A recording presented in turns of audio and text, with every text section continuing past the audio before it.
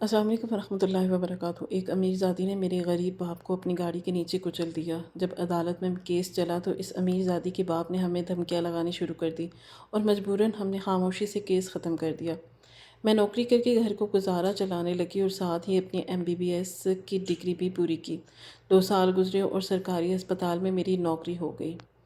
ایک رات میں ڈیوٹی پر تھی کہ جب ہی ایک لڑکی کو اسٹریچر پر ڈال کر ہسپتال لایا گیا، جس کا جسم کئی ٹکڑوں میں بٹ چکا تھا، لیکن معجزاتی طور پر اس کا چہرہ سلامت تھا، جس پر نظر پڑتے ہی میری چیخ نکل گئی، کیونکہ وہ لڑکی اس بار میں ایک ڈاکٹر کی حیثیت سے اس کے پاس موجود تھی، جس کی جان بچنے کے امکانات بہت زیادہ کم تھے۔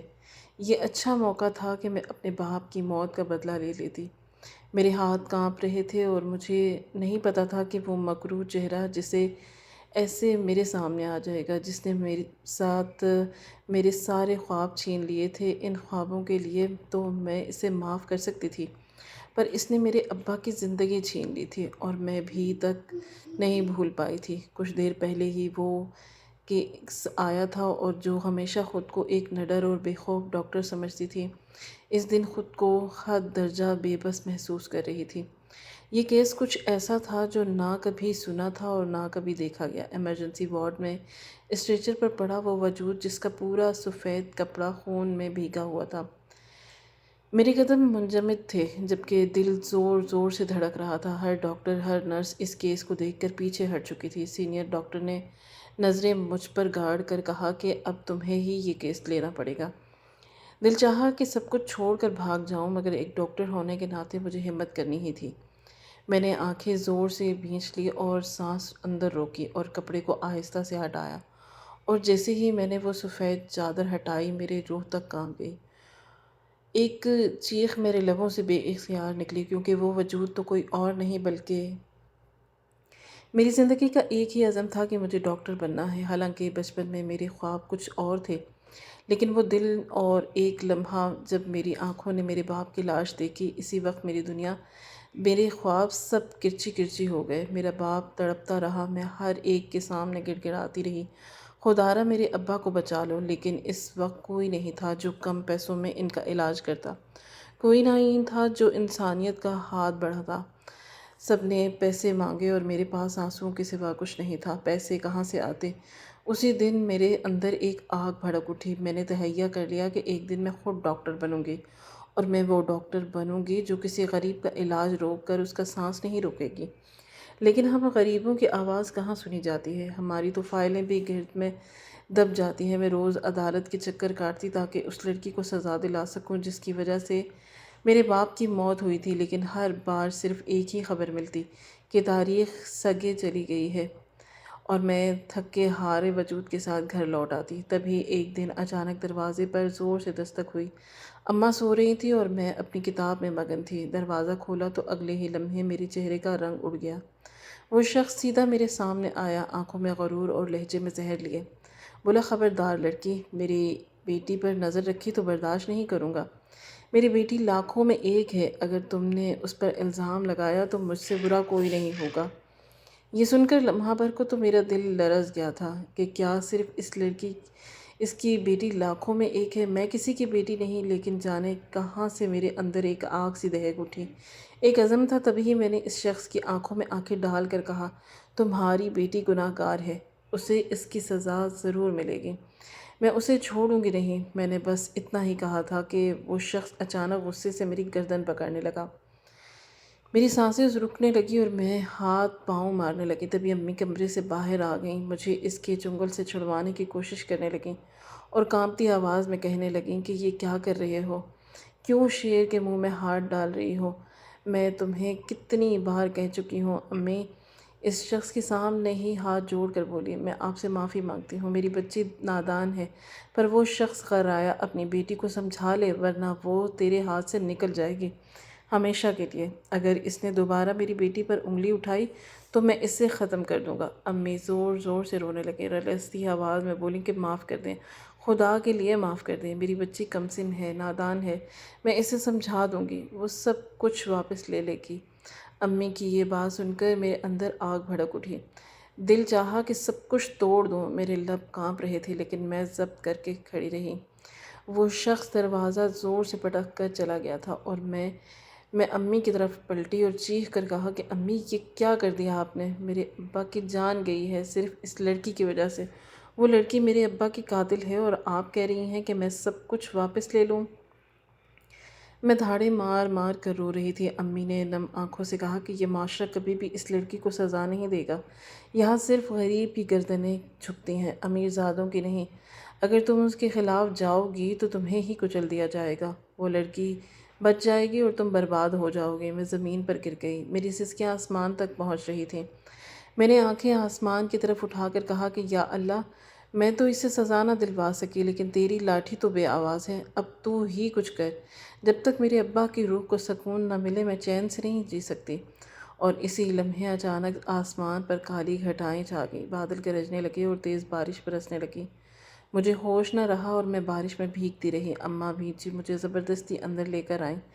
میرا نام فاطمہ ہے اور میرا تعلق مڈل کلاس فیملی سے ہے۔ میرے ابا کی سرکاری نوکری تھی جبکہ میں بلا کی ذہین تھی۔ ابا کے دوست منیب صاحب کے بیٹے اسلم سے میری بہت اچھی دوستی تھی۔ ہم دونوں ایک ساتھ پڑھتے رہے اور وہ بھی بے حد ذہین تھا، اسی لیے ابا نے میرا رشتہ اس سے طے کر دیا۔ ہم دونوں کی منگنی ہو چکی تھی، اس لیے فیصلہ یہی تھا کہ جیسے ہی ہماری تعلیم مکمل ہوگی ہم شادی کریں گے۔ ہم دونوں کا خواب ایک ہی تھا، ہم ڈاکٹر بننا چاہتے تھے۔ اس وقت ہم سیکنڈ ایئر میں تھے جب ہمارے کالج میں ایک نئی لڑکی آئی اور وہ امیر باپ کی بگڑی ہوئی بیٹی تھی۔ اس کا باپ ایک نواب تھا اور وہ اپنی حویلی اور جاگیر کی واحد وارث تھی۔ اسے اپنی دولت اور حیثیت پر بہت غرور تھا۔ جب بھی وہ اسلم اور مجھے ساتھ دیکھتی تو وہ اپنی چہتی سہیلیوں کو ہمارے پیچھے لگا دیتی۔ اسلم بلا کا خوبصورت تھا لیکن نہایت سادہ طبیعت کا مالک تھا۔ اس نے آج تک کسی اور لڑکی سے بات تک نہیں کی تھی۔ میری منگنی اس سے ہو چکی تھی، اس لیے وہ مجھ سے بات چیت کر لیا کرتا تھا، لیکن آئمہ کو یہ برداشت نہ ہوا کہ اسلم جیسا ذہین اور خوبصورت لڑکا صرف مجھ سے بات کرتا ہے اور کسی اور لڑکی کی طرف دیکھتا تک نہیں۔ وہ ہمیشہ کسی نہ کسی بہانے سے اسے مجھ سے دور کرنے کی کوشش کرتی، کبھی کہتی کہ اسے کسی ٹیچر نے بلایا اور حالانکہ ایسا کچھ بھی نہیں ہوتا تھا۔ میرا ضبط اب جواب دے چکا تھا۔ میں نے فیصلہ کر لیا تھا کہ اب آئمہ کو سچ بتانا ہوگا کہ اسلم میرا منگیتر ہے اور وہ بہت جلد ہماری اس کی شادی ہو جائے گی۔ اسے اس کے پیچھے پڑنے کی کوئی ضرورت نہیں۔ ایک دن میں اس کے پاس گئی، اس کے سامنے کھڑی ہوئی اور صاف صاف کہہ دیا، خبردار جو تم نے اسلم پر نظریں بھی ڈالی، وہ میرا منگیتر ہے اور بہت جلد ہماری شادی ہونے والی ہے۔ یہ سن کر آئمہ کے چہرے کا رنگ اڑ گیا۔ وہ طنزیہ مسکرائی اور بولی کہ تمہیں بڑا غرور ہے اپنی منگنی پر، بڑی خوش ہو رہی ہو کہ اسلم تمہارا ہے۔ دیکھنا ایک دن میں تمہاری یہ خوشی مٹی میں ملا دوں گی۔ میں خاموشی سے مسکرا دی اور نرمی سے جواب دیا، جن کے ساتھ اللہ کی ذات ہو ان کا کوئی کچھ نہیں بگاڑ سکتا۔ اسلم کو تم مجھ سے کبھی جدا نہیں کر سکو گی کیونکہ وہ مجھ سے محبت کرتا ہے اور مجھے اپنی محبت پر پورا یقین ہے۔ مجھے مان ہے کہ اسلم ہمیشہ میرا ساتھ دے گا۔ انہی دنوں اسلم کے ابا اور میرے ابا کے درمیان تھوڑی سی ناراضگی شروع ہو گئی۔ شاید اس کی وجہ یہ تھی کہ انکل کی جو سرکاری پوسٹ تھی وہ میرے ابا کو مل گئی تھی۔ وہ پوسٹ ابا نے اپنی محنت اور صلاحیت سے حاصل کی تھی، مگر منیب انکل کے دل میں شاید حسد پیدا ہو گیا، اس لیے انہوں نے ابا سے بات چیت تقریباً ختم کر دی۔ اس کے باوجود اسلم نے مجھ سے وعدہ کیا تھا کہ فاطمہ تم فکر مت کرو، ہم اپنے باپوں کی ناراضگی کے بیچ اپنی محبت کو نہیں چھوڑیں گے۔ شادی ہوگی تو ہماری ہی ہوگی۔ مجھے اسلم کی باتوں سے تسلی تھی لیکن پھر بھی ایک دن اسلم کالج نہیں آیا۔ اسی وقت سے میرے دل میں بے چینی سی پیدا ہو گئی۔ اسی دن آئمہ میرے پاس آئی اور طنز سے بولی، آج تمہارا اسلم نہیں آیا، کہاں ہے وہ؟ میں نے خود پر قابو رکھتے ہوئے کہا کہ ضرور کوئی پریشانی ہوگی جس کی وجہ سے وہ نہیں آ سکا۔ تم فکر نہ کرو، اس کے بارے میں سوچنے کی تمہیں کوئی ضرورت نہیں۔ مگر ایک ہفتہ یوں ہی گزر گیا اور اسلم کالج نہیں آیا۔ میری بے چینی بے حد سے بڑھ گئی تھی اور میں نے اسے کئی بار موبائل پر میسج کیے مگر کوئی جواب نہیں آیا، جیسے وہ کہیں گم ہو گیا ہو یا شاید مجھ سے دور ہو گیا ہو۔ اب تو وہ مجھے میسج کرنے پر بھی کترانے لگا تھا۔ پھر ایک دن میں نے ہمت کر کے ابا سے پوچھ لیا، ابا یہ سب کب تک چلے گا؟ آپ کو تو معلوم ہے کہ میری منگنی اسلم سے ہو چکی ہے، مگر اب آپ لوگ ایک دوسرے کے دشمن بن گئے ہیں۔ ابا نے میری بات سنی اور سخت لہجے میں بولے، بس ختم کر دو وہ منگنی، ہم ان لوگوں سے کوئی رشتہ نہیں رکھیں گے، بہت ہو گیا، وہ لوگ صرف پیسوں کے بھوکے ہیں۔ اسلم نے تم سے جو وعدے کیے تھے وہ سب بیکار تھے، اس نے وہ وعدے توڑ دیے ہیں۔ یہ سن کر تو جیسے میرے پیروں تلے سے زمین نکل گئی، میں ششد رہ گئی۔ میں ابا سے کہنے لگی کہ نہیں، ایسا نہیں ہو سکتا، آپ کو کوئی غلط فہمی ہوئی ہے۔ لیکن جیسے میں نے یہ کہا کہ 2 مہینے بعد اسلم کالج آیا، مگر جس کے ساتھ وہ آیا اسے دیکھ کر میرے پیروں تلے سے زمین نکل گئی۔ وہ اکیلا نہیں بلکہ آئمہ کے ساتھ تھا۔ آئمہ میرے پاس آئی اور چہرے پر طنزیہ مسکراہٹ لیے اور بولی کہ دیکھو، میرے منگیتر سے ملو، یہ اسلم ہے اور ہم کچھ دن پہلے ہی منگنی کر چکے ہیں۔ یہ سن کر تو جیسے میرے سر پر آسمان گر گیا، میں صدمے میں تھی۔ اگلے لمحے میں نے آگے بڑھ کر آئمہ کے منہ پہ زوردار تھپڑ مارا، وہ چیختی ہوئی اوندھے منہ فرش پر جا گری۔ اسی لمحے اسلم میرے پاس آیا اور میری کلائی زور سے پکڑی اور غصے سے بولا، یہ تم کیا حرکت کر رہی ہو فاطمہ؟ یہ کالج ہے، کوئی میدان جنگ نہیں۔ مجھے لگا کہ جیسے وہ اپنے ہوش میں نہیں ہے۔ میں حیرانی سے اسے دیکھ رہی تھی اور دھیمی آواز میں بولی، اسلم تم ہوش میں تو ہو؟ یہ کیسی باتیں کر رہے ہو؟ وہ مزید غصے سے بولا، یہ بالکل ٹھیک کہہ رہی ہے، یہ میری منگیتر ہے اور بہت جلد ہم شادی کرنے والے ہیں۔ یہ سن کر میری دنیا اندھیر ہو گئی، جیسے میں سن ہو گئی ہوں۔ میں بوجھل قدموں سے گھر واپس آئی اور میری حالت ایسی تھی کہ کچھ سمجھ نہیں آ رہا تھا۔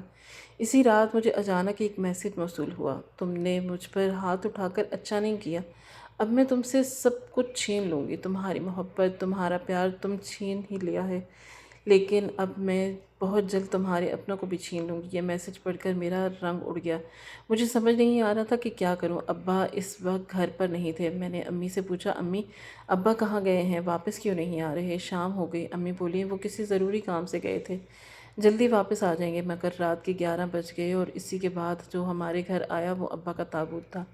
وہ منظر میری آنکھوں کے سامنے تھا، میرا دل پھٹنے کو تھا۔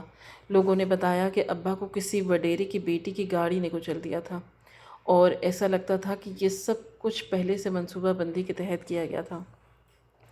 یہ سن کر میرے اندر آگ بھڑک اٹھی، میں چیخ رہی تھی، رو رہی تھی، چلا رہی تھی، مگر کسی میں اتنی ہمت نہیں تھی کہ میرے ابا کی لاش کو اسپتال لے جاتا۔ ابا کی لاش سڑک پر پڑی تھی، کچھ نیک دل لوگوں نے پہچان کر ہمیں اطلاع دی اور لاش گھر لے آئے۔ مجھے یقین نہیں آ رہا تھا کہ میرے ابا ہمیشہ کے لیے مجھے چھوڑ گئے اور یہ سب اس لڑکی کی وجہ سے ہوا تھا۔ میں نے فیصلہ کر لیا تھا کہ یہ معاملہ کورٹ تک لے جاؤں گی۔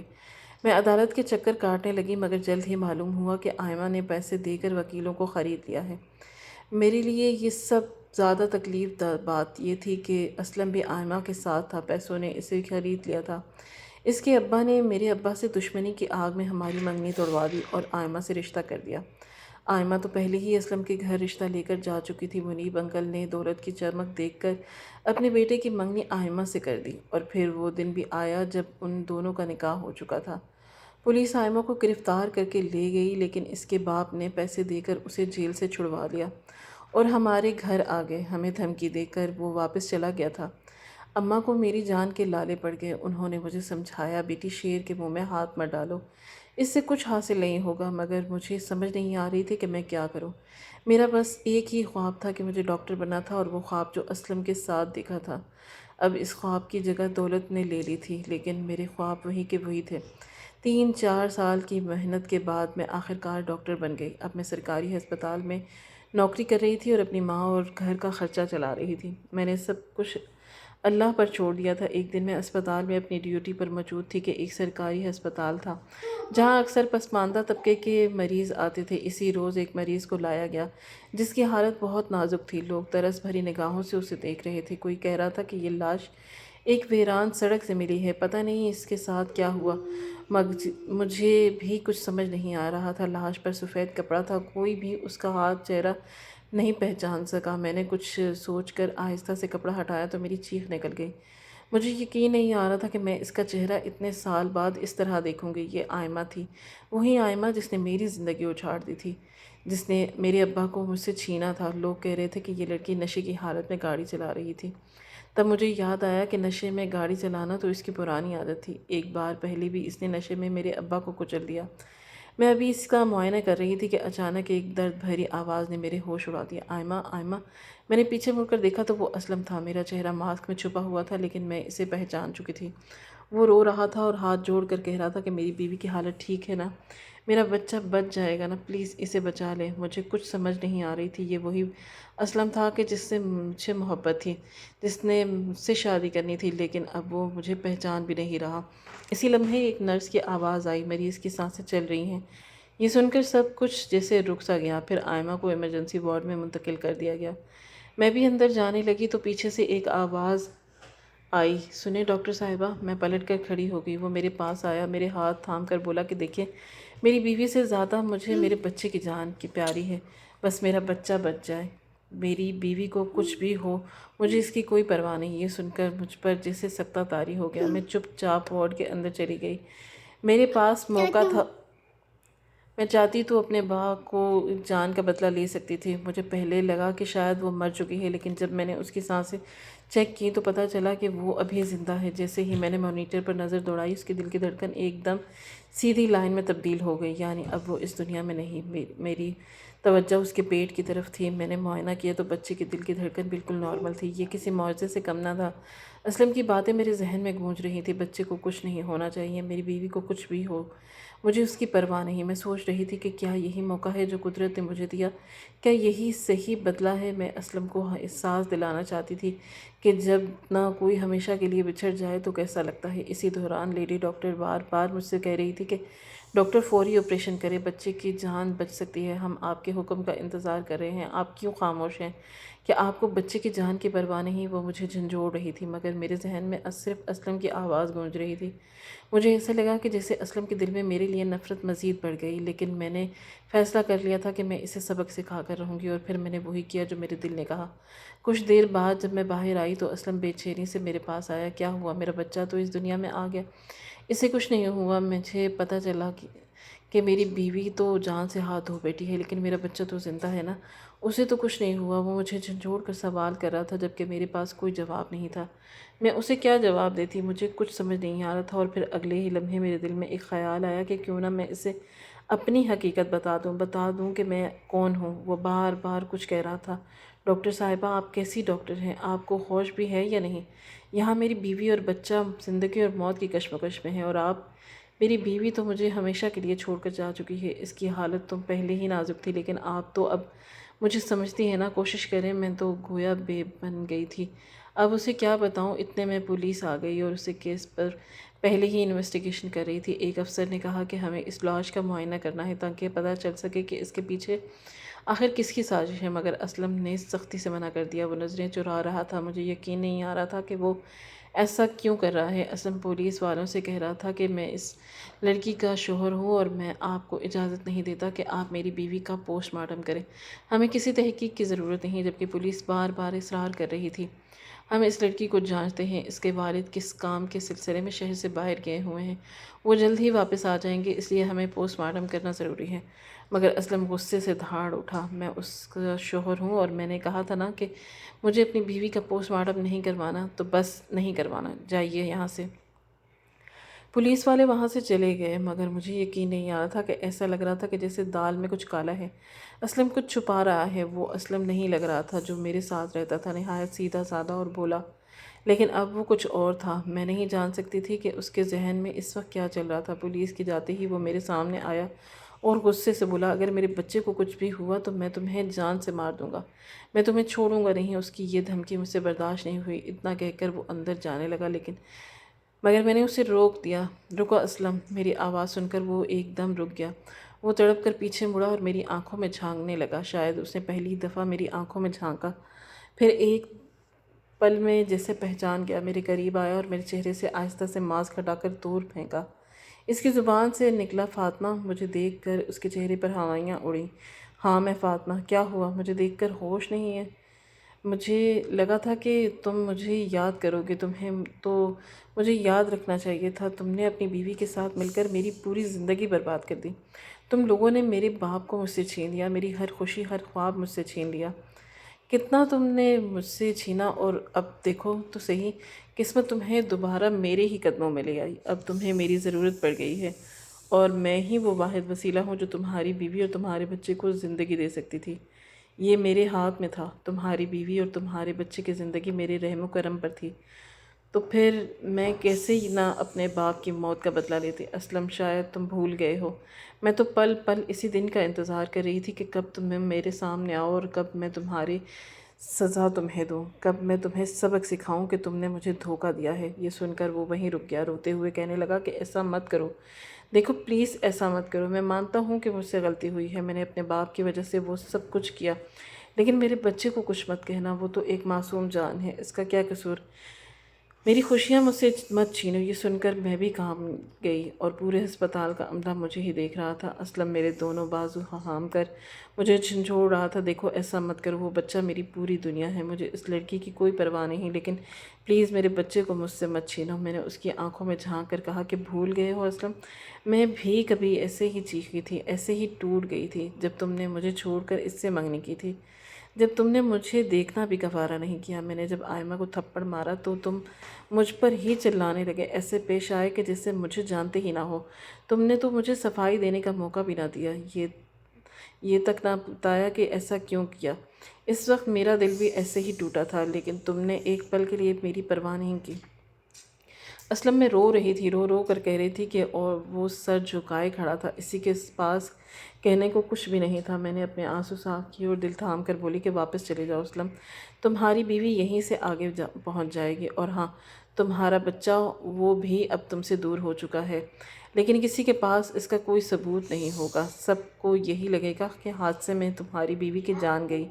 اسلم صفائیاں دینے لگا، کہنے لگا کہ وہ اپنے باپ کی زبان کا پابند تھا، بے بس ہو گیا، اس کے باپ نے اس سے وعدہ کیا، مجبور کیا، یہاں تک کہ اپنی جان دینے کی دھمکی دی۔ اس نے آئمہ سے رشتہ نہ جوڑا تو وہ خودکشی کر لے گا۔